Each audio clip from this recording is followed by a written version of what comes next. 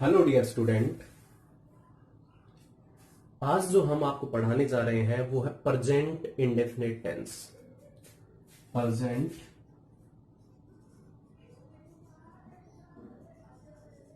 Indefinite tense. पिछली video में हमने आपको बताया था कि टेंस तीन प्रकार के होते हैं। एक होता है प्रेजेंट, एक होता है पास्ट, एक होता है फ्यूचर। प्रत्येक टेंस के 4 सब काइंड्स होते हैं। तो इसमें इंडेफिनेट होता है, कॉन्टिन्यूअस होता है, परफेक्ट होता है और परफेक्ट कॉन्टिन्यूअस होता है। आज हम आपको प्रेजेंट इंडेफिनिट टेंस के बारे में बताने जा रहे हैं। प्रेजेंट इंडेफिनिट टेंस में अगर हम बात करें तो हमारी शुरुआत वाक्य के अंत में अगर आता है तो आता है ता है, ती है और ते है। ये वाक्य के अंत में आते हैं। हिंदी वाक्यों के अंत में इनकी शुरुआत होती है। तो जैसे हिंदी वाक्य के अंत में आता है राम खेलता है, तो लास्ट में ता है आ रहा है। यानी कि क्रिया, जो हमारा क्रिया वाला वर्ड होता है, उस क्रिया वाले वर्ड के साथ में उसके अंत में ये आएंगे ता है, ती है, ते है। तो राम खेलता है या ताहू, मैं विद्यालय जाता हूं। अब ये सारे के सारे जो सेंटेंस जिसके अंत में ता है, ती है, ते है या ताहू आता है, वो प्रेजेंट इंडेफिनिट टेंस का होता है। सबसे पहली बात यह है कि इनकी हम इंग्लिश ट्रांसलेट कैसे करें, इनको हम इंग्लिश में कैसे ट्रांसलेट करें। आज हम आपको यही बताने जा रहे हैं कि इन सेंटेंसेस को हम कैसे इंग्लिश में ट्रांसलेट कर सकते हैं। और इसी वीडियो में आप सभी इसको ट्रांसलेट करके जाओगे और ये मेरा आपसे वादा है। तो देखिए, प्रेजेंट इंडेफिनिट टेंस में मेन जो चीजें होती हैं, अगर हम बात करें तो वो होती है वर्ब। मैंने आपको बताया था कि टेंस में खाली वर्ब का ही मेन लेना देना है, यानी कि सेम जो भी इंपॉर्टेंट थिंग्स जो है टेंसेस के अंदर वो ओनली वर्ब है। वर्ब के आपने 1, V2, V3 ये मेनली पढ़े होंगे। आपने वर्ब की first form, second form, third form पढ़ी होगी, लेकिन ल्यूसेंट की बुक में वर्ब की फोर्थ फॉर्म और वर्ब की फिफ्थ फॉर्म भी आपको देखने को मिल सकती है। तो जैसे वर्ब की फर्स्ट फॉर्म में हमने लिखा गो, दिस इज वर्ब की first form. Went, this is verb की सेकंड फॉर्म।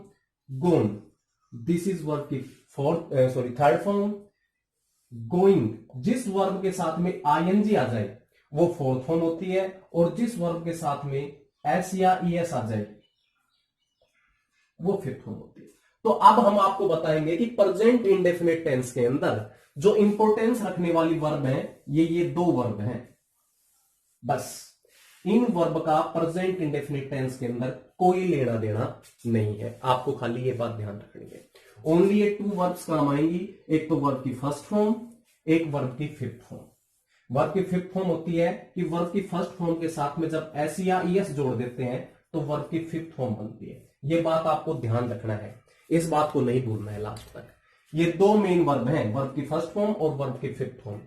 ये आपको इन प्रेजेंट इंडेफिनिट टेंस के सेंटेंसेस बनाने में मददगार रहेंगी। तो कैसे हम बनाते हैं, ध्यान दीजिएगा।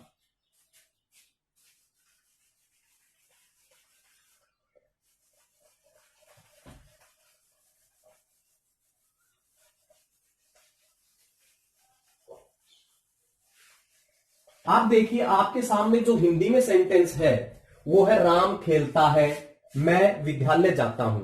ये अफर्मेटिव सेंटेंस है, यानी अफर्मेटिव का मतलब होता है कि जिसके अंदर ना आए या प्रश्न ना पूछा जाए। तो यहां पे ये नहीं कह रहा कि राम नहीं खेलता, ऐसा नहीं कह रहा। क्या मैं खेलता हूं, ऐसा भी नहीं कह रहा। यहां पे ये अफर्मेशन दे रहा है, यहां पे ये पॉजिटिव सेंटेंस है कि मैं खेलता हूं या राम खेलता है। तो जब हमें भी पॉजिटिव मिल रहा है तो हमें प्रेजेंट इंडेफिनिट टेंस का एक पॉजिटिव यानी कि अफर्मेटिव फॉर्मेट बनाना पड़ेगा। अफर्मेटिव फॉर्मेट के अंदर क्या करना है हमें, सब्जेक्ट और ऑब्जेक्ट। ये तो मैंने बताया था कि ये तो बदलते ही नहीं है, इनका कोई लेना देना भी नहीं है। तो ये सब्जेक्ट और ऑब्जेक्ट तो हर सेंटेंस में आपको मिलेंगे, तो इनका कोई मेन रोल नहीं है। हमें वर्ब देखनी है। तो अभी अभी हमने आपको बताया था कि वर्ब की फर्स्ट फॉर्म या वर्ब की फिफ्थ फॉर्म, ये आपका पॉजिटिव यानी अफर्मेटिव फॉर्मेट है, अफर्मेटिव फॉर्मूला है। इस अफर्मेटिव फॉर्मूले को अब इसको हम ट्रांसलेट कर सकते हैं आसानी से। सबसे पहले हम बताएंगे कि वर्ब की फर्स्ट फॉर्म और वर्ब की फिफ्थ फॉर्म कहां कहां लगती है।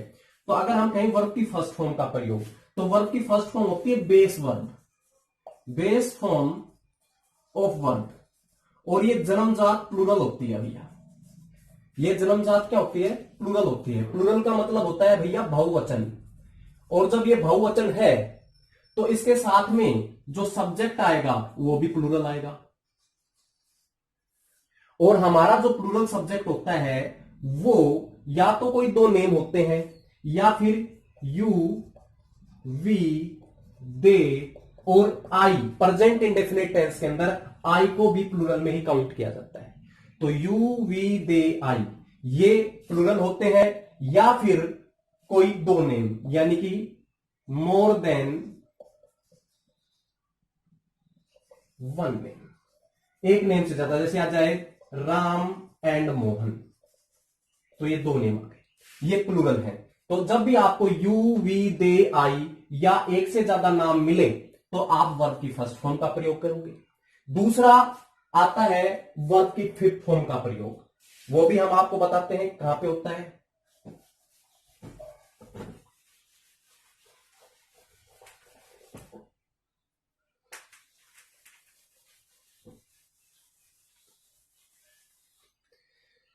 वर्ब की फिफ्थ फॉर्म का प्रयोग होता है भैया, ये हमेशा सिंगुलर होती है,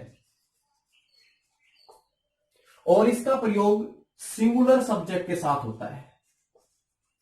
और सिंगुलर सब्जेक्ट जो होता है वो थर्ड पर्सन होता है, he, she, it and any single name.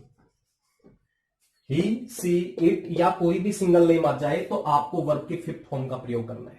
भाई ये बातें आपको ध्यान रखनी है, जब भी आपके पास वर्ब की फर्स्ट फॉर्म का प्रयोग लगाना हो तो आपके साथ प्लूरल सब्जेक्ट होना चाहिए। दूसरा, वर्ब की फिफ्थ फॉर्म का प्रयोग सिंगुलर सब्जेक्ट होना चाहिए। सिंगुलर सब्जेक्ट मैंने बता दिया he, she, it and any single name. Plural subject मैंने बता दिया यू, वी, दे या आई या मोर देन वन नेम। ये आपको ध्यान रखना है, और उसके बाद हम अब आपके सेंटेंस को इसी फॉर्मेट के हिसाब से चेंज करेंगे तो आपको समझ में आ जाएगा। एक मैं आपको फिफ्थ वर्ब के बारे में और बता देता हूं, जो आपकी वर्ब की फिफ्थ फॉर्म है इसके बारे में मैं आपको थोड़ा सा और बताना चाहता हूं। जैसे हमारे सामने कप है, तो इसको जब हम प्लूरल बनाएंगे तो बन गया कप्स, तो ये नाउन है। तो नाउन को जब हम प्लूरल बनाते हैं तो एससीआईएस लगाते हैं, लेकिन जब हम वर्ब को प्लूरल बनाते हैं तो उसमें क्या होता है, जैसे आपके सामने है प्ले। अब ये प्ले प्लूरल है, लेकिन जब इसको हम प्लेस कर देंगे तब ये सिंगुलर बन जाएगा। यानी कि नाउन और वर्ब में उल्टा होता है, नाउन को प्लूरल बनाया जाता है तो एससीआईएस लगाया जाता है, वर्ब को जब सिंगुलर बनाया जाता है तब एससीआईएस लगाया जाता है। ये बात आपको ध्यान रखनी पड़ेगी।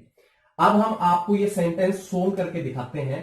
प्रेजेंट इंडेफिनिट टेंस का अफर्मेटिव सेंटेंस आपके सामने अभी सोल्व किया जाएगा। हमारे सामने है राम खेलता है। तो अभी अभी हमने बताया कि जो राम है वो आपका सिंगल नेम है, तो यहां पे हमने राम लिख दिया, सिंगल नेम हो गया। अब हमें सिंगल नेम में वर्ब की फर्स्ट और फिफ्थ में से कौन सी फॉर्म लेनी है? वर्ब की फिफ्थ फॉर्म लेनी है, बिकॉज इट इज सिंगुलर। तो वर्ब की फिफ्थ फॉर्म, वर्ब किसके अनुसार लगाना है? खेलता है। खेलने को क्या कहते हैं? प्ले। और प्ले को जब हम सिंगुलर बनाएंगे तो क्या हो जाएगा? प्लेज। अभी अभी हमने आपको बताया था कि वर्ब की फिफ्थ फॉर्म सिंगुलर बनाती है तो एससीआईएस लगाती है। तो राम प्लेज, ये आपका सेंटेंस सही हो गया है। दूसरा, मैं विद्यालय जाता हूं, मैंने बताया था आई प्लूरल में है तो आई सब्जेक्ट हो गया, और विद्यालय जाता हूं तो विद्यालय ऑब्जेक्ट हो गया, तो स्कूल लास्ट में कर दो। आप बीच में हमें वर्ब लगानी है, तो आई जो है सब्जेक्ट है, तो सब्जेक्ट के हिसाब से वर्ब की फर्स्ट फॉर्म क्या होगी? आई, सॉरी, जाने को कह रहा है यहां पे, तो यहां पे क्या है? जाने को कहते हैं गो। आई गो टू स्कूल। गो जो वर्ब है इसके साथ टू प्रीपोजिशन का प्रयोग किया जाता है। तो आई होप आपको समझ में आ रहा होगा। तो यहां पे आई गो टू स्कूल। और राम प्लेज, तो यहां पे प्लेज क्यों आया? क्योंकि राम सिंगुलर है। यहां पे गो की जगह गोज क्यों नहीं आया? क्योंकि आई जो है प्लूरल है, और इसके साथ प्लूरल वर्ब कौन सी लगेगी? First form of verb. I hope आपको ये समझ में आ रहा होगा। दूसरा, किसी को कोई डाउट हो, जैसे एक दो सेंटेंस मैं आपको बताता हूं। मैं अंग्रेजी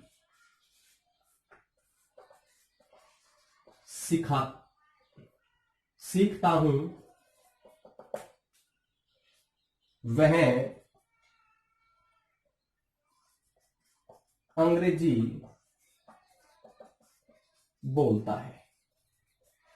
वर्ब की फर्स्ट फॉर्म के लिए फिर से बता देता हूं। जैसे मान लो किसी वर्ब के अंत में